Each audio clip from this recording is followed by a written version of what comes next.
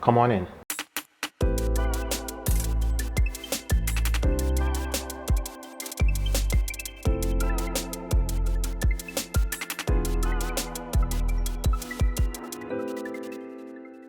This is my 1-bedroom luxury waterfront apartment in Dumbo, Brooklyn, New York.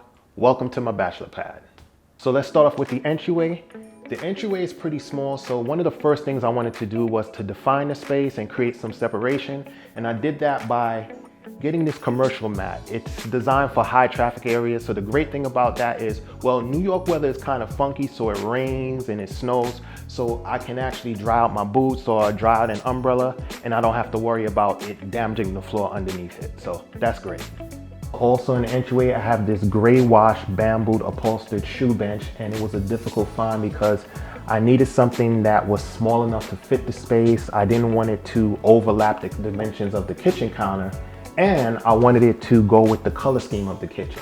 So I lucked out because not only that, the top of it is like a gray linen upholstery and it matches perfectly with my sofa. So in the end, everything worked out and it was definitely a good find. So this happens to be my favorite thing in the entryway, and that's my keyring holder, and it's a magnetic keyring holder. It's held up by magnets, and I was skeptical at first because I didn't think it was strong enough, but as you can see, it can hold everything, a bunch of keys. It even has a shelf on top of it. And this thing is really handy because it keeps all of my daily essentials in one place, so I can just grab everything when I'm heading out the door. So right off of the entryway, you have this hallway area. It has the coat closet and the laundry closet. But before we get into that, you have this, and this is not my phone. It's actually the intercom system used to contact the concierge and the doorman. And basically they're like, "Mr. Panther, you have a guest."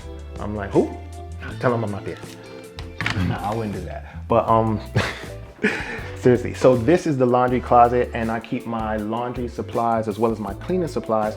And the interesting thing is, when I moved in, they told me that if I decided to put any holes in the door, because it's solid oak, that it would cost me $3,000 to replace it, and they had to, import it from Europe. I was like, no, thank you. So I got me some 3M hooks and mop holders, and they work just fine. So when I'm ready to leave and move out, I don't have to pay a fine. I'm very thankful to have in-unit laundry, both washer and dryer. They're not always available in New York City apartments, so it's super convenient. And if you have a small laundry closet like I do, I recommend these two space-saving items: the collapsible laundry basket and a foldable clothing drying rack. Both of these items I got off of Amazon.com, and they're really easy to use and easy to store away. And the last door in the hallway area is the door to the bathroom.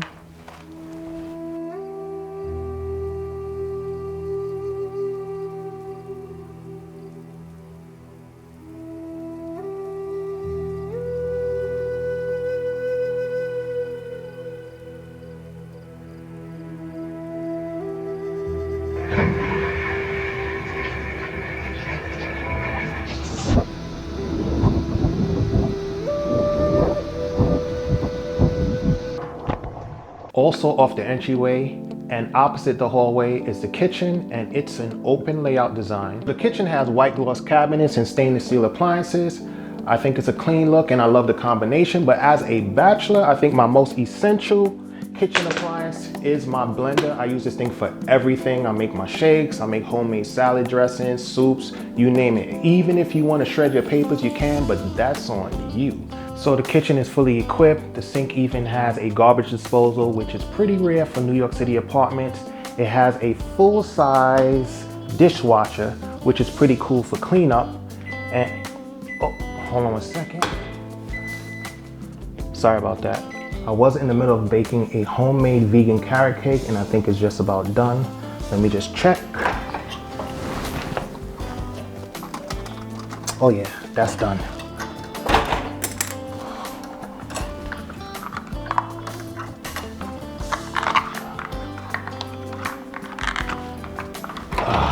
This is hot.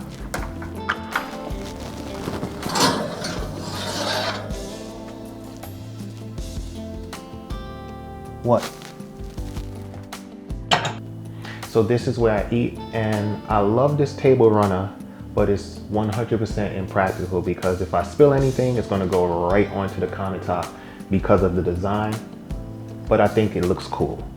Now, according to Essence magazine, I am the artsy type, and I think they might be onto something because I literally picked out my fruit bowl because it reminded me of modern sculpture.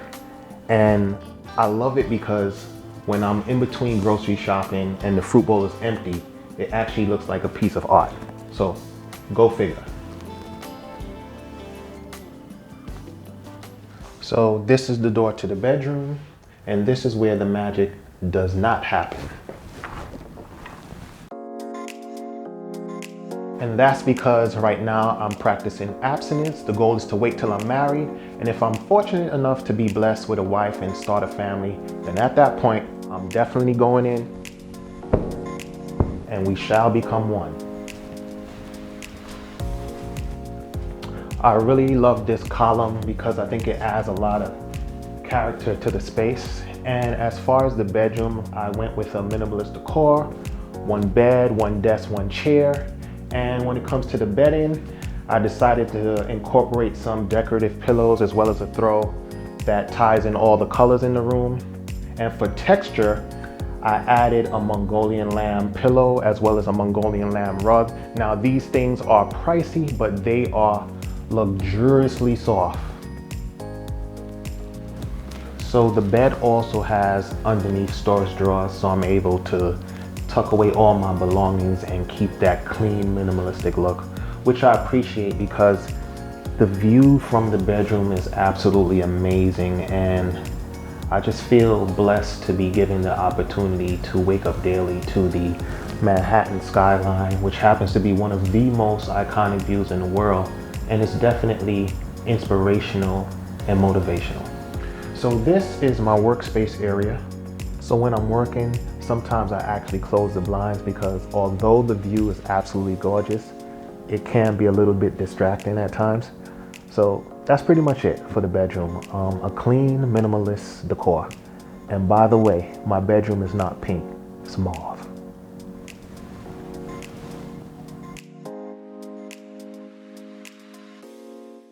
So the focal point of the living room is definitely the view.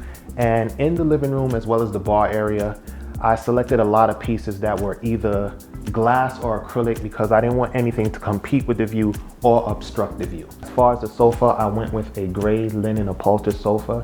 It also has some storage, so I keep my yoga mats underneath there.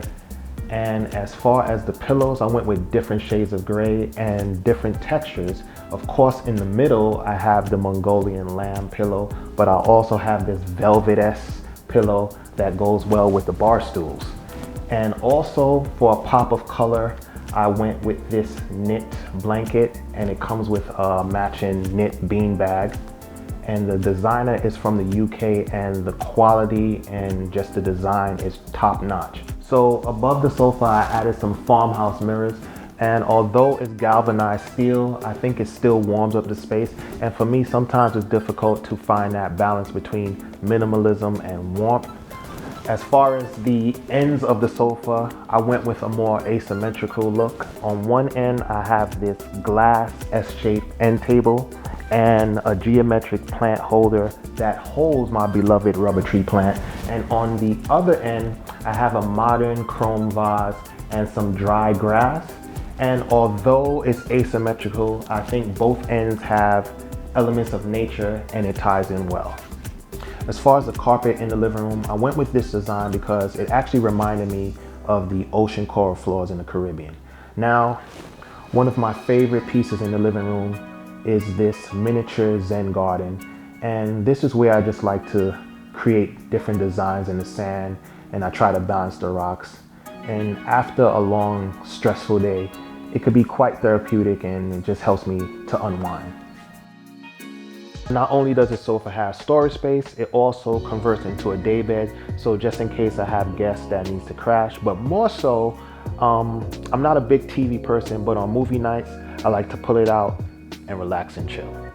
So I definitely don't want to forget one of my favorite things in the apartment, and that's my essential oil nebulizer. I've had this thing for a long time, and anytime I'm in the mood for some aromatherapy, this is definitely my go-to. This area is my subtle accent wall. I didn't want to go with anything too drastic to compete with the view.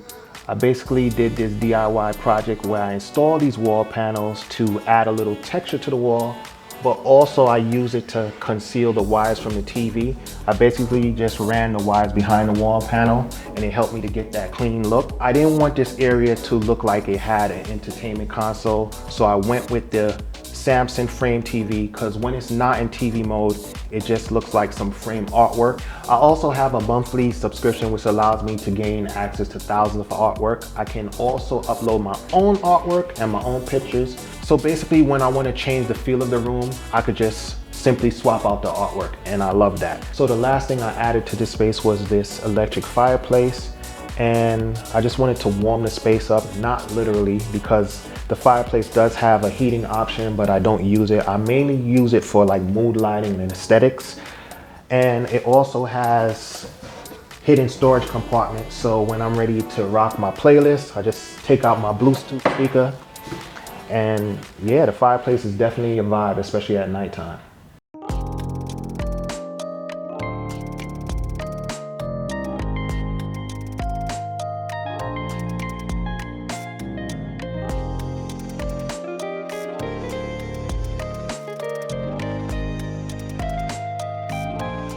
So the apartment has floor to ceiling windows, which allows you to take in the view in its entirety.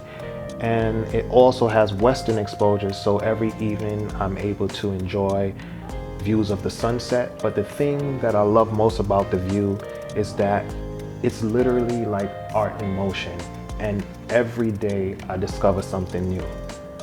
And it's truly a blessing, and I'm super appreciative to be able to just have this beautiful, serene experience.